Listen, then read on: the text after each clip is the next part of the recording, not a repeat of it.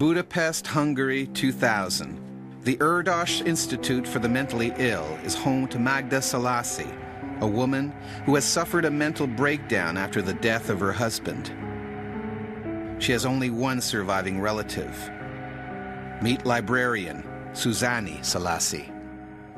Her husband, he dies in accident at work.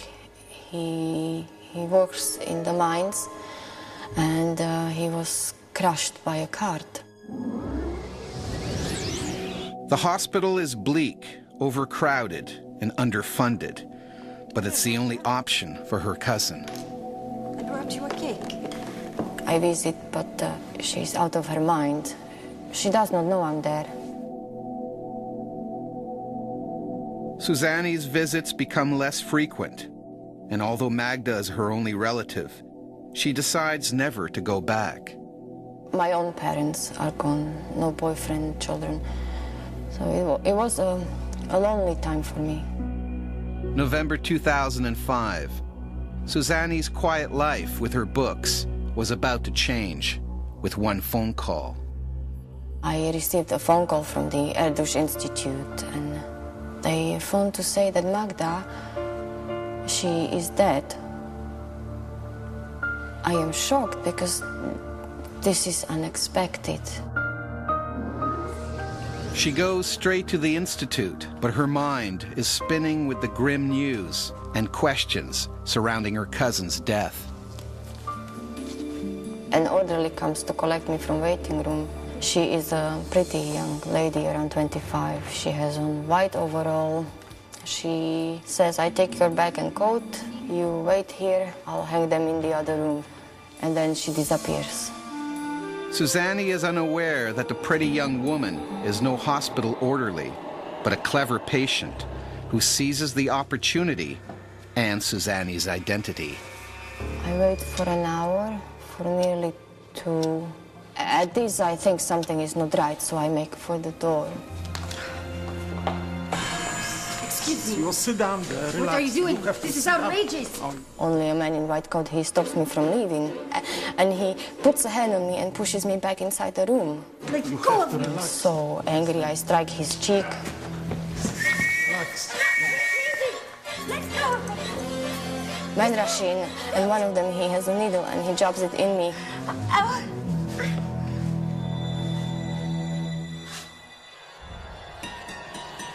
Susanni wakes up to a nightmare.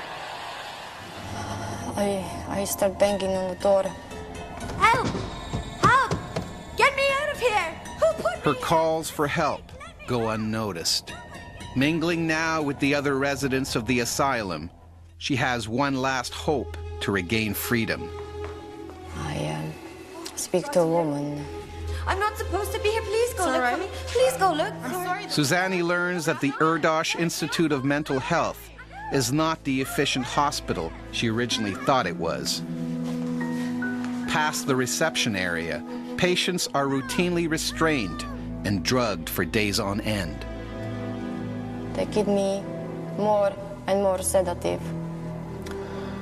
I am not able to speak. I cannot complain anymore. Days go by, weeks. Fortunately for Susanni, her nightmare doesn't last forever. The fugitive inmate is arrested for an unrelated offense. The Institute realizes the mistake. Meet Institute Director Dorica Istvan. The first we were aware that something was not right was when the authority came in and wished to see Julashka Hunyadi. We went to fetch her from her room, and then they checked the photograph with their head against her and realized that is actually not Julashka Hunyadi, this is Susanna Szalasi. The Institute maintains it is blameless for its mistake. According to the records, all our patients, 312 in total, were in. As we are doing a weekly head count, that's what the head count told us. So there was no any way that we could have known. Susanni is released with apologies from the Institute, but it offers her little comfort. 52 days. I spent 52 days in the Ardush Institute. It's madness. It may be madness, but do you believe this case of mistaken identity?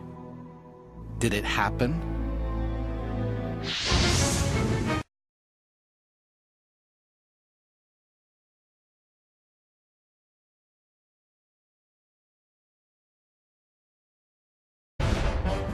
Did the Hungarian librarian get locked up at the mental institution when she was mistaken for one of the patients? Was it true? No, false. Stories of sane people being locked up in a mental hospital have been circulating since the 50s, and they all play to our fears of mistaken or stolen identity. But they're just not true.